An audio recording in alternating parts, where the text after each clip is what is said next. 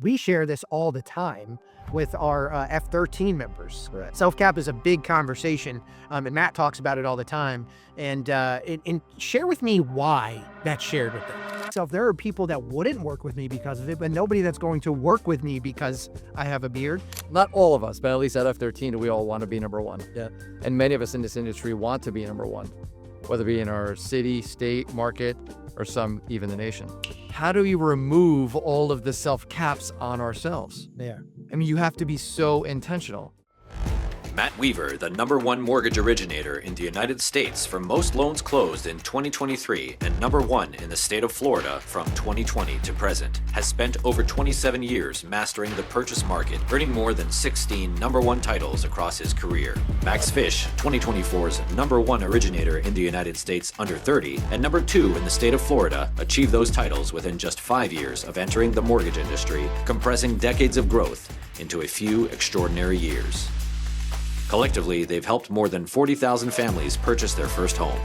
Now partners and looking to improve the industry on a national scale, Matt and Max share their winning formula, team structure, and systems with originators who want to scale from elite to extraordinary levels.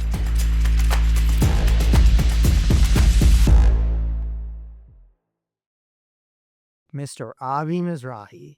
Max Fisch. Hey, I have a challenge for us, personal challenge. Okay. We were just talking off air that these are strategically placed on the table. And so the entire time we're talking today, these can't move an inch. So you might get thirsty. Yeah. But if you do, you have to put it back in the exact same spot.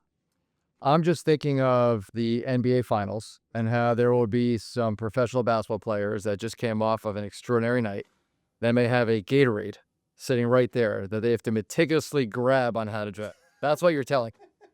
That's what you're telling. To me, it's like I'm too immature for this. It's like, don't click the red button. And I'm like, I want to just like move it a little bit. So I can hand it. Oh, there it goes. Nice. I have to put it back awkwardly. Love it. Okay. Love it. So anyway, now the shameless plug is over. Yes. So anyways, thank you for being here with me today. Great to be here with you today. Oh, listen, it's always a pleasure having you on. Now I'm just going to stop right there. Oh, man. Here it comes. You look amazing.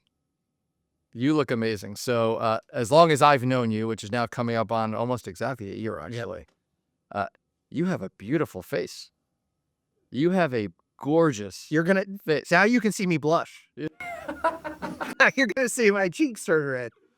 Thank you. That is great. I decided it was time.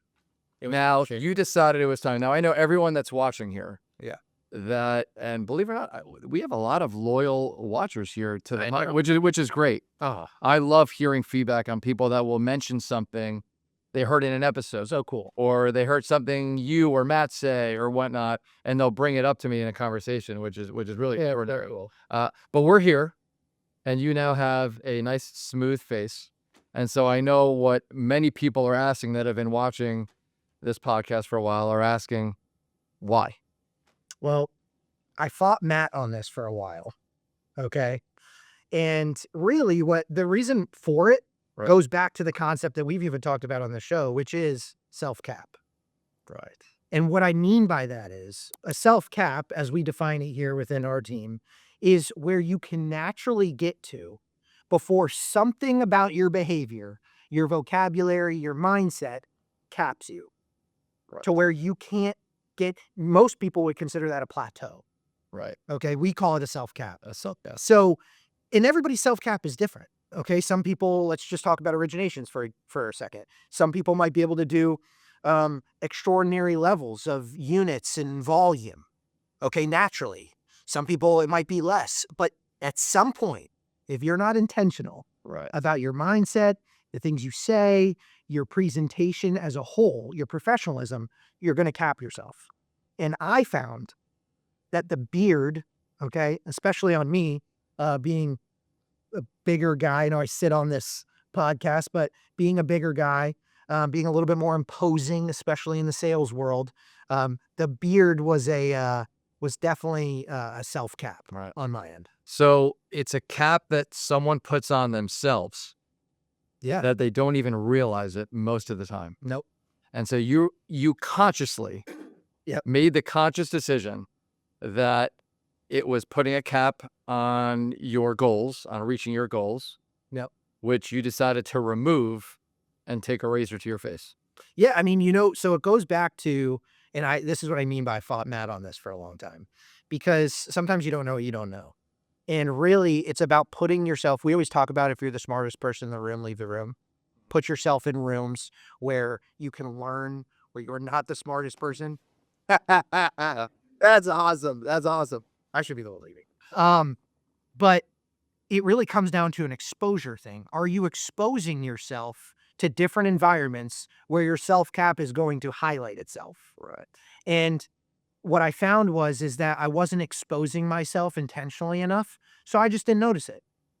And if people don't notice it, it's typically an exposure issue, because when you start exposing yourself to different markets, to different people, to different rooms and things, etc., those self-caps are going to start highlighting themselves because you're putting yourself in different environments and situations. So that's what I recognized over time. Matt was right.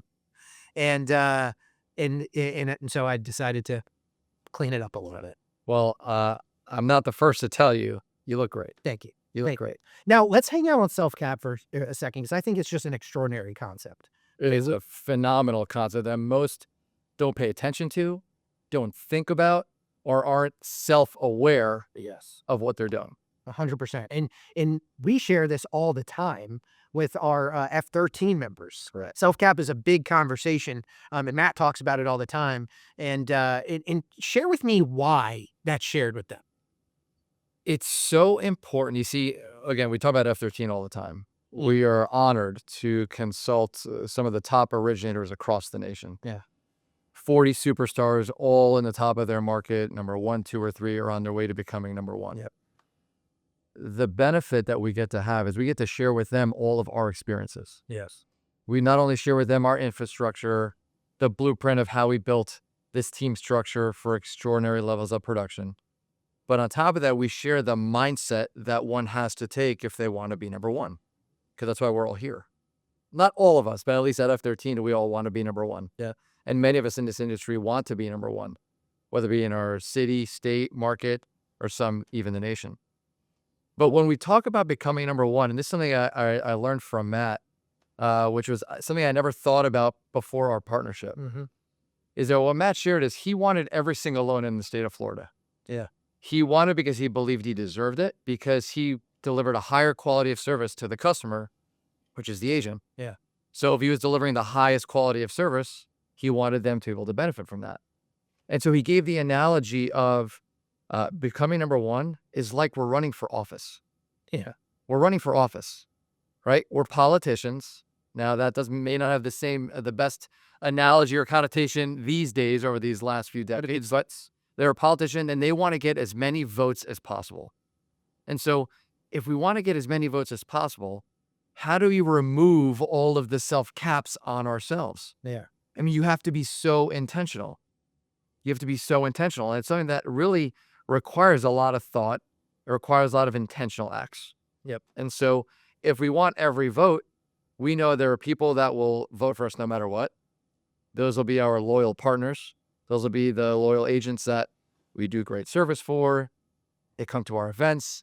They hear all of our value propositions. So those are our loyal followers. Yep. Then we have some that they'll never vote for us no matter what. They may have a relative in the business, or they've been a best friend that's been in the business for years, or for whatever reason, they just will not vote for us. But then there's those swing voters. There's those swing voters where they're not sure, they don't have anything against us, but they don't know us just yet. They haven't experienced our service. And so how do we as originators capture as many swing voters as possible? Yep. Now, it's not to be disingenuous by any means, but it's to remove any of the caps we put on ourselves that would prevent them from voting for us. Yep. So if we think about, the beard, for example. Now, there's nothing against facial hair by any means.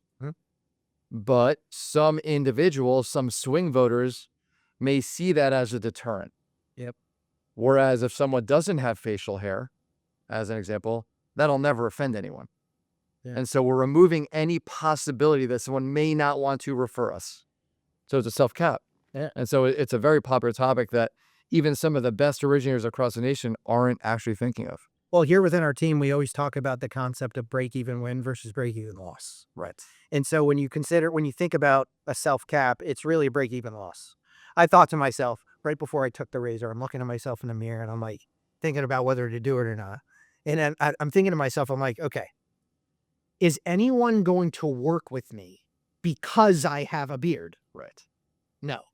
But there might be some people that decide, maybe it's a little intimidating, maybe it's not professional. I mean, there's a subsection of people across the country that still think this way, and it's okay. They can think that way. Right.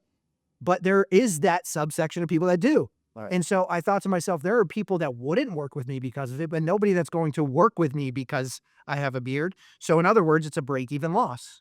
And so when we think about self-cap, I think it's important that the easiest way we can put it is that it's a break-even loss. 100%. But let's hang out in F13 for a second, because I think this is very important. Mhm. Okay. So you briefly mentioned that we share the concepts, our mindset, the things we're doing with the Floor 13 members. So walk me through that. Walk me through that, because I think it's important for people to know what we're actually doing with these members. Right. So it's been an unbelievable journey. Yeah. What we decided to do was almost create our own competition. You see, what we've a little bit, but what we found was, if we were to share every single thing that we do, everything that we've built, our structure, our process, how we created a manufacturing plant that has every single team member in a very specific lane.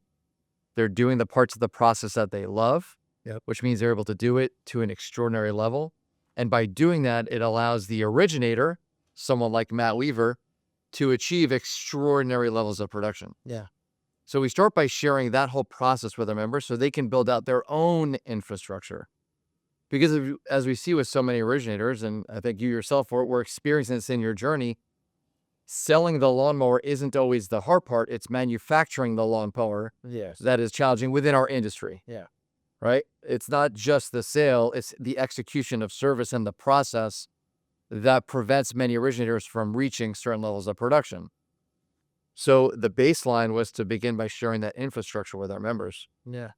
But then it becomes much more than that, because we said, if we're going to share the infrastructure, how do we also give them the tools, the value propositions, and all the unorthodox strategies that we've been sharing with people, with our real estate clients, and now we continue to share with real estate clients. You see, in essence, we're creating our own competition, which is great. And because we're not imposters, if we're going to continue sharing everything with them, that just means we have to continue creating more and being better so we can continue delivering better service to them. Yep. And so it has been such an unbelievable journey with that. I mean, I have a mug that I stare at every day from one of our great members. It says, "Beat Matt Weaver with a sledgehammer," right? Because he's trying to dethrone us. Yep. And we're giving him every single tool necessary to do that. Yep. We work with him weekly on his mindset, on strategies with all of our members, on everything that they can do within their own journey to become number one. So it's funny, I was sharing the spirit of it on a call earlier today, believe it or not. And I was sharing with this potential member who was inquiring about our program, about what we do and how we share everything that we're doing. You see, we don't share things that we did 20 years ago. We're sharing with them what we're doing today. That's the unique part.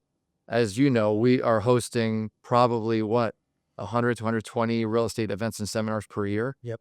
You just shared great content yesterday with a wonderful group of agents. Yep. And so everything we're sharing with our real estate clients, we share with our members at the same time.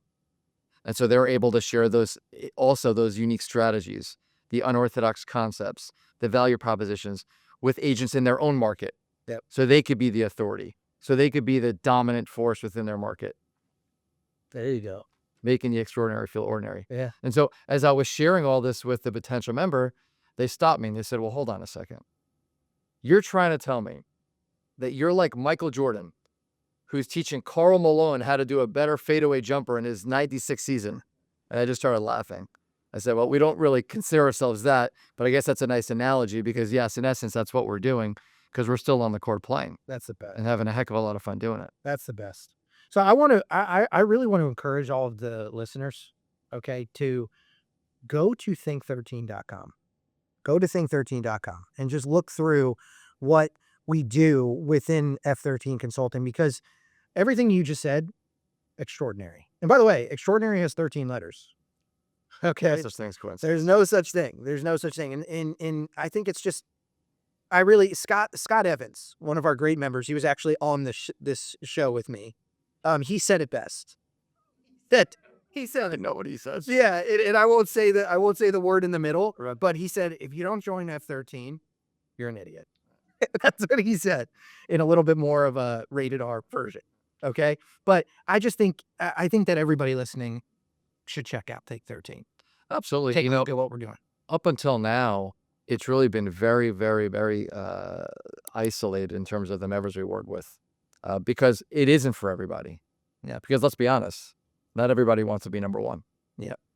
People may say they want to, but not everyone truly has a desire, the discipline, and want to learn how to do it. And so I'd say for every 12, 13 members that we ever speak to, only one has been accepted into the program, because it truly hasn't been for everyone.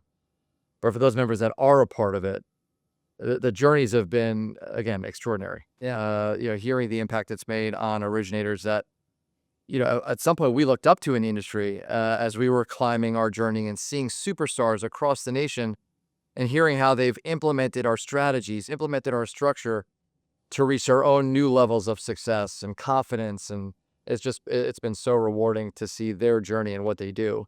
But what's really fun is now opening that up to another level of originator, right? As I think you've talked about previously, that want to become 13, that are on the way to that journey, may not ready to be number one yet, but they're building themselves and they want to take that next step, which has been really, really exciting. It's going to be a blast where we're going with, and what we're looking to do to impact the originator community. And I just want to say, on behalf of originators across the country, thank you for what you do for the industry, for real estate agents, our customer, and here for our team. So as always, thank you for being on the show with me. And it's great being able to talk to you. It's great to see you. Yeah. All right. Thank you, Avi. Let's keep winning. At F13, you're not just joining an originator consulting company. You're joining an elite group of originators, all chasing number one, challenging each other to think differently, to think in an unorthodox manner. So visit think13.com to learn more about F13 Consulting, so that you can scale your business to extraordinary levels. Thank you for watching.